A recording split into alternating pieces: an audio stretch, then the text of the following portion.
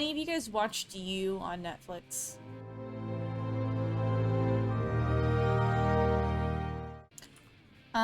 Do any of you guys... Do you guys have any plans on watching You on Netflix? I don't know what it It is, it's a show about a guy who kills people, but he's likable the entire time, right? Haha. Yeah, no, not interested. I have opinions, because I've been watching it. Oh, 20. So if no one cares about spoilers for You, then I will just actively diss it. Specifically season 4.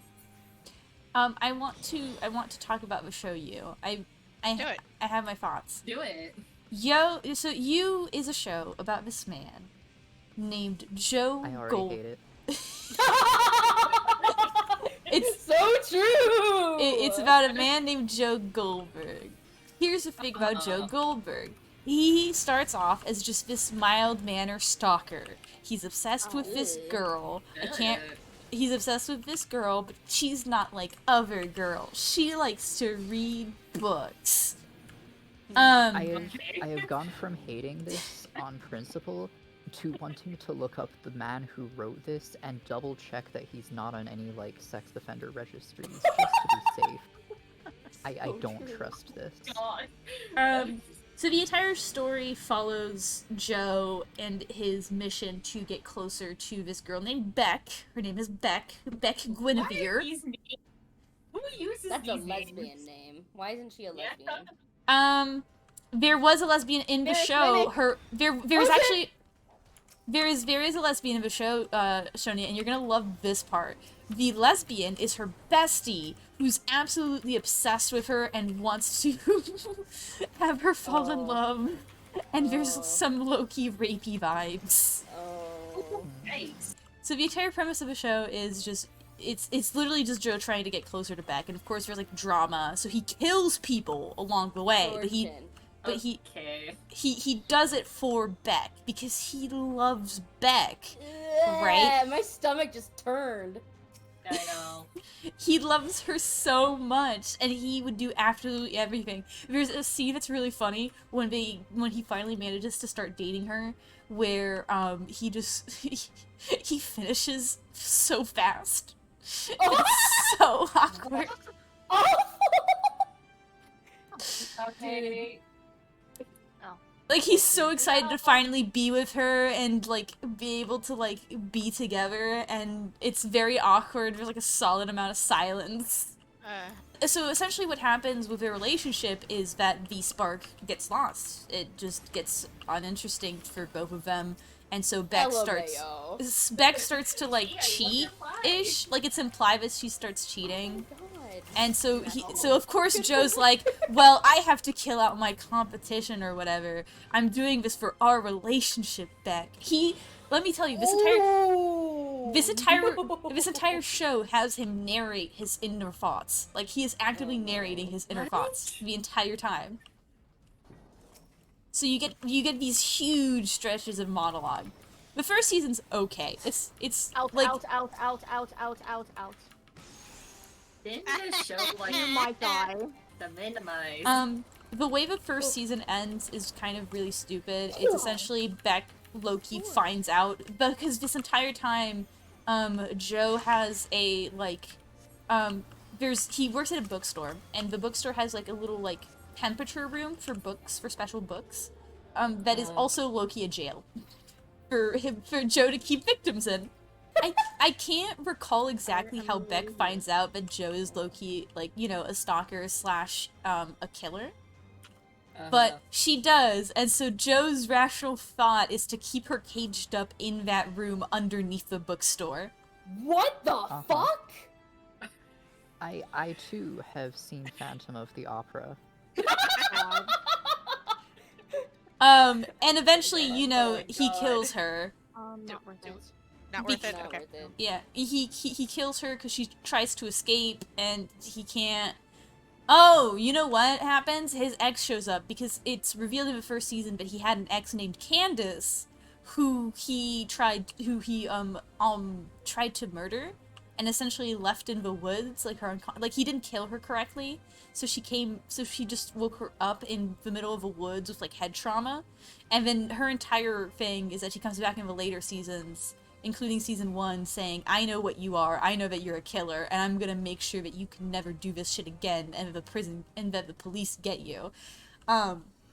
The only problem is that Joe has plot armor, and so Candace gets defeated in the first season. I don't think she doesn't die because she comes back in the following season.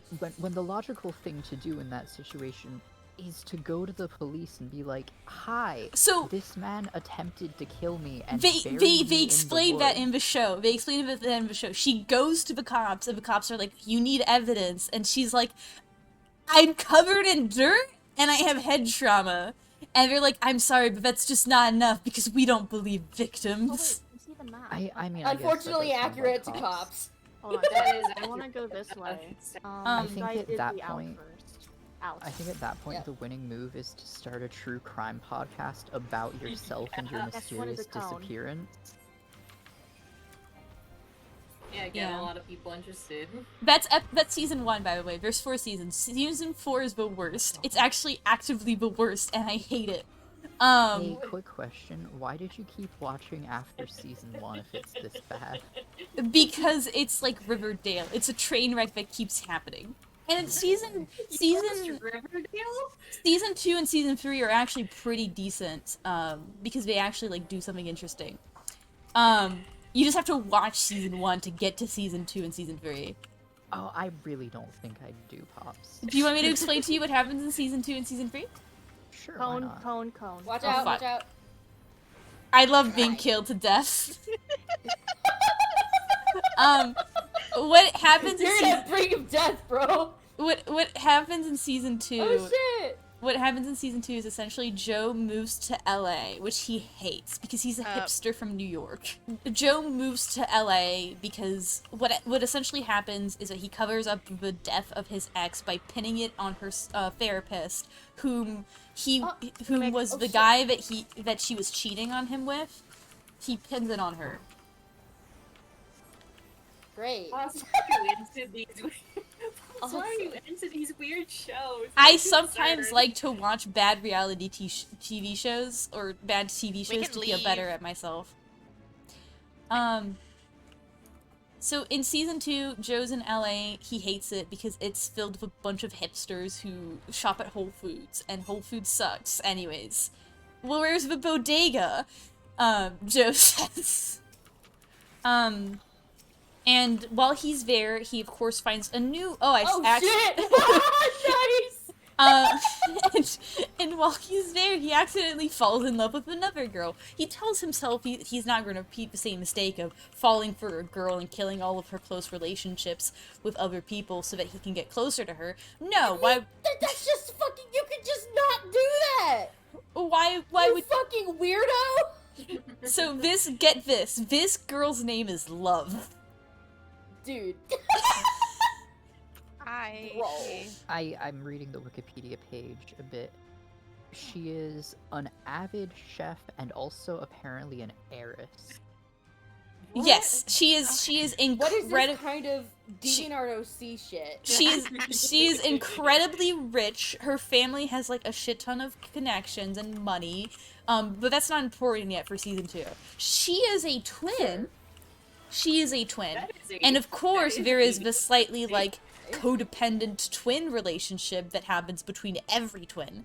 Her twin's name is 40. No.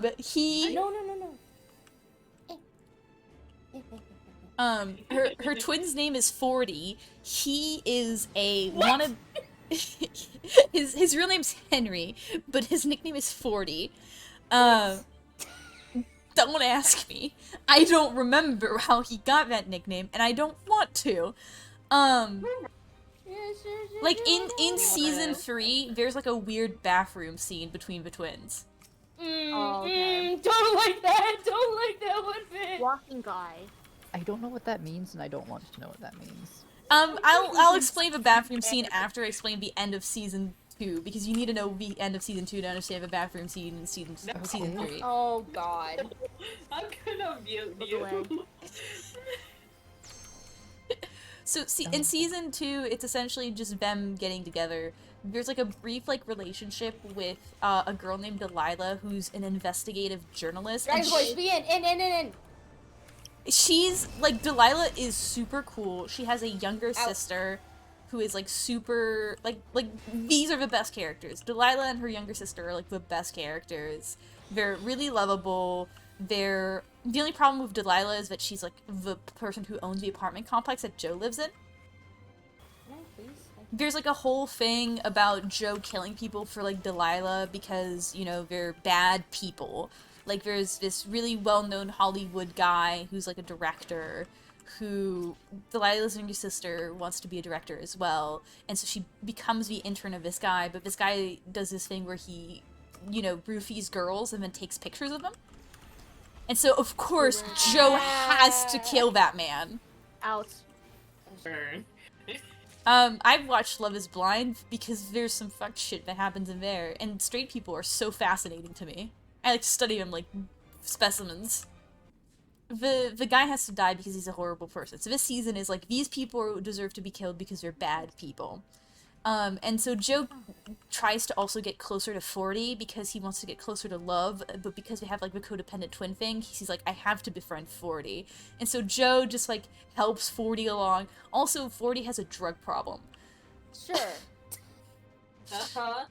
Like we didn't have enough problems. The basic TLDR is that at the end of the season, Joe thinks he kills Delilah.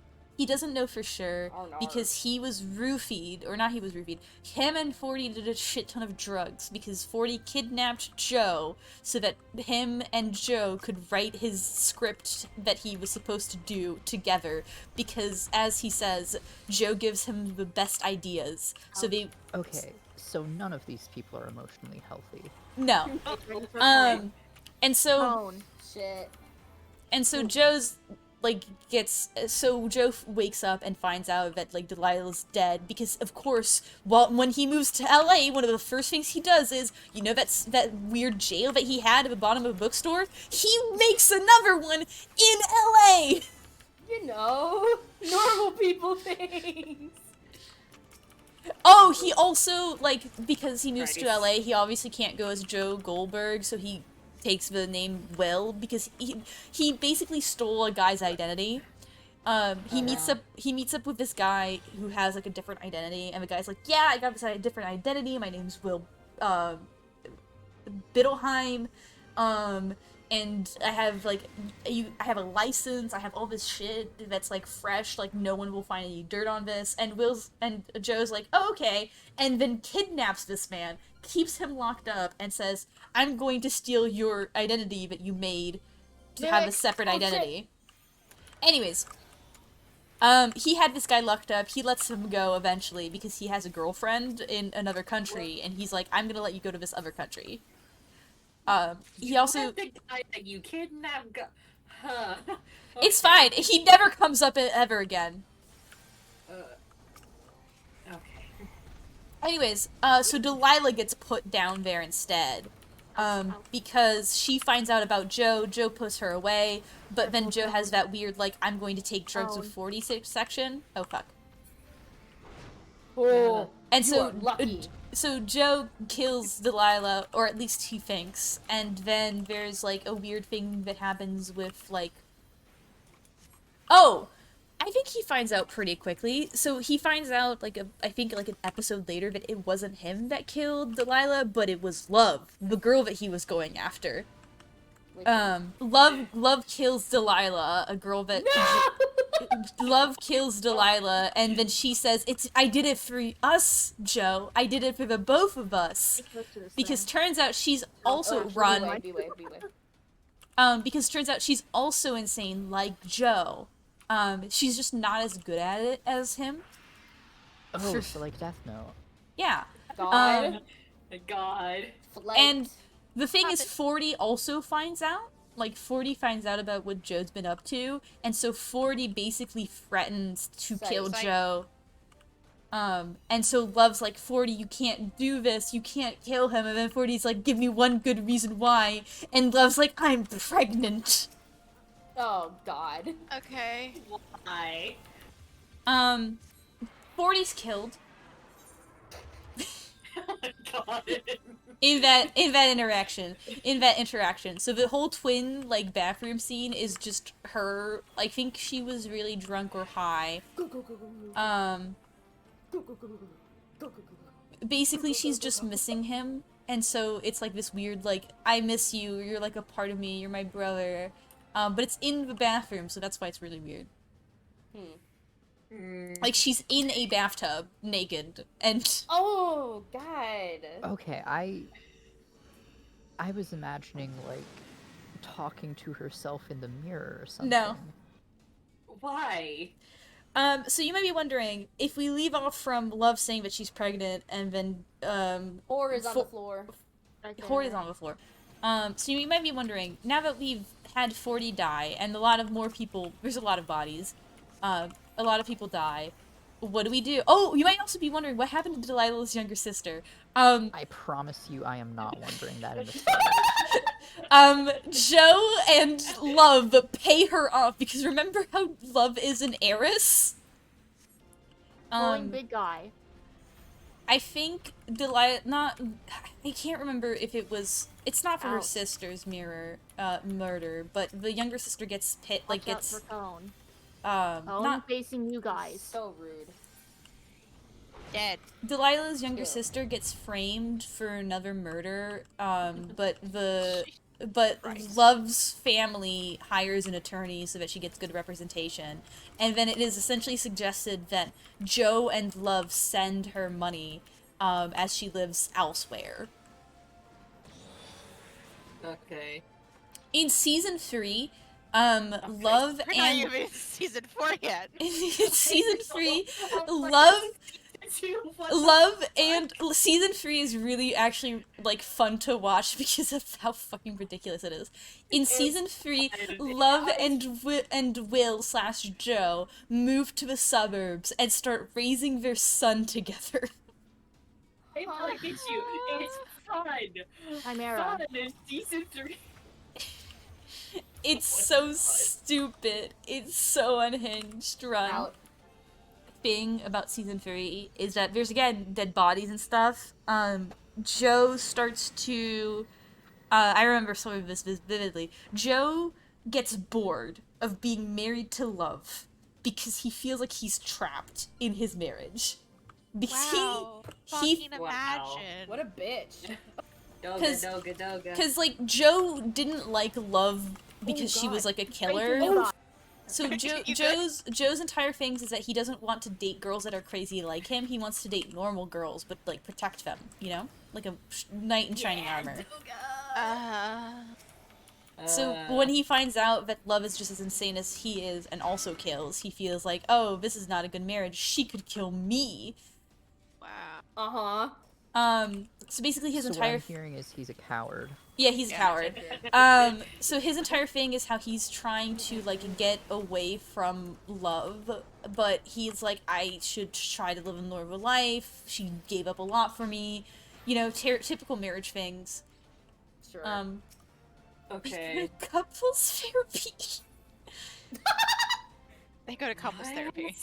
Yeah, we go to couples therapy. They go to couples After therapy 3 specifically seasons, because... therapy. Yeah, they go to couples therapy specifically because, Joe starts going after, like, another woman in the sense that he starts stalking one of the neighbors. And Love hates it, so she's jealous, so of course she kills that woman.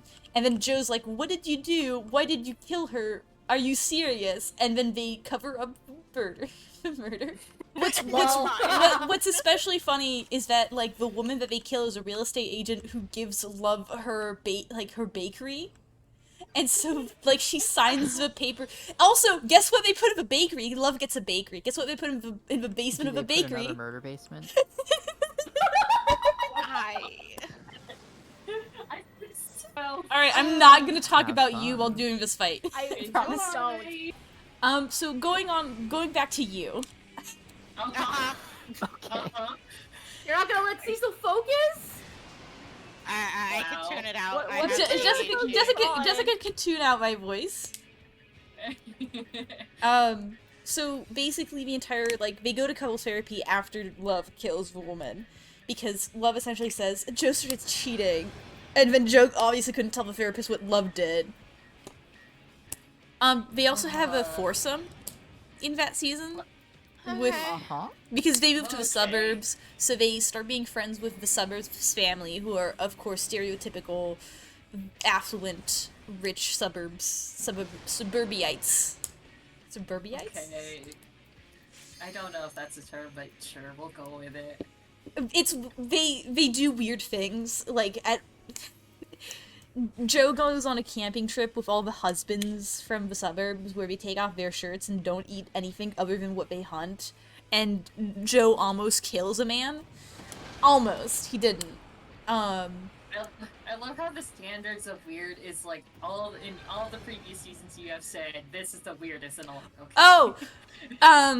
They also kidnap one of the husbands because his children had, smallpox, or not smallpox, measles. I think it was measles.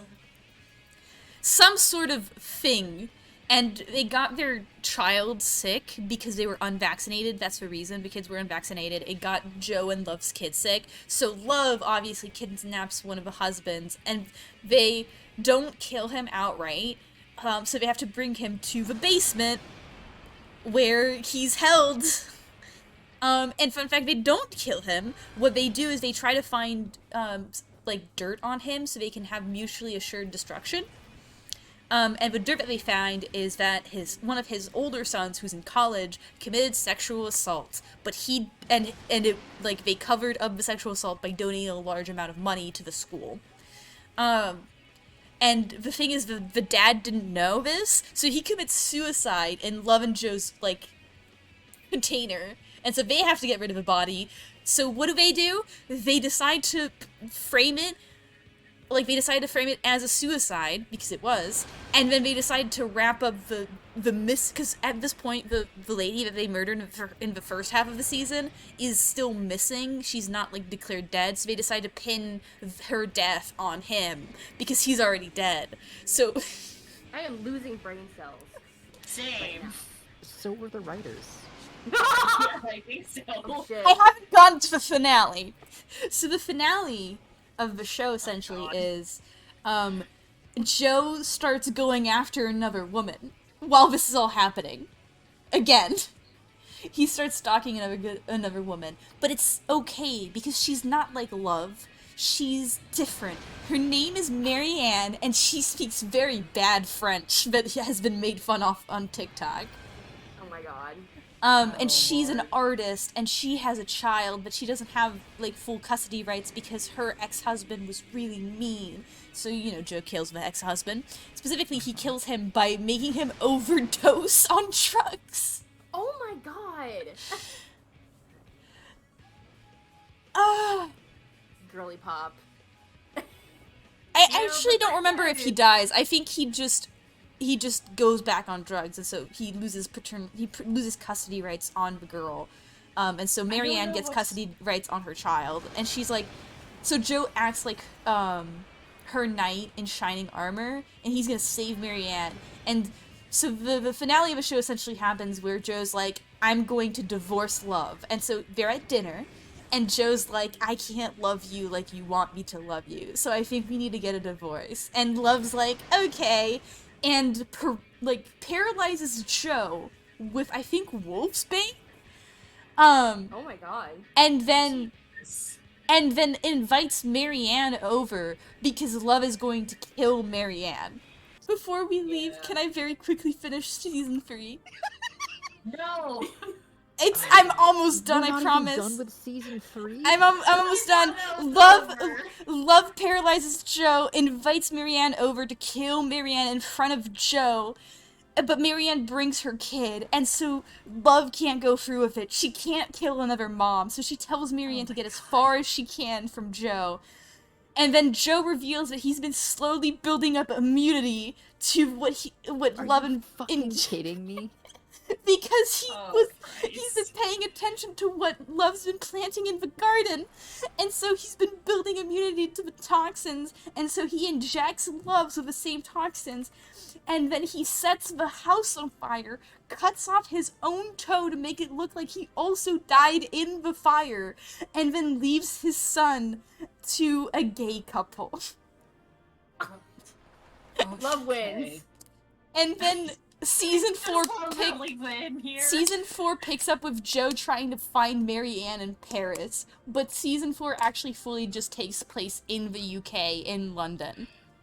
Anyways, if you think the first 3 seasons were bad, the 4th season is even worse, because it's essentially a whodunit detective murder story. And the answer is, it's Joe. He does it. He forgets he does it because it's a Jekyll and Clyde moment, where he forgets what he does when he's Hyde. I just have so many opinions about season 4 of You because it's so bad. It's so bad. It's so bad. Basically, the TLDR is at the end of the season, it's low-key implied that Joe becomes, like, an on-call assassin. Okay. I'm just so mad about season 4 of You, but it's so bad. It's so bad. They're making a season 5!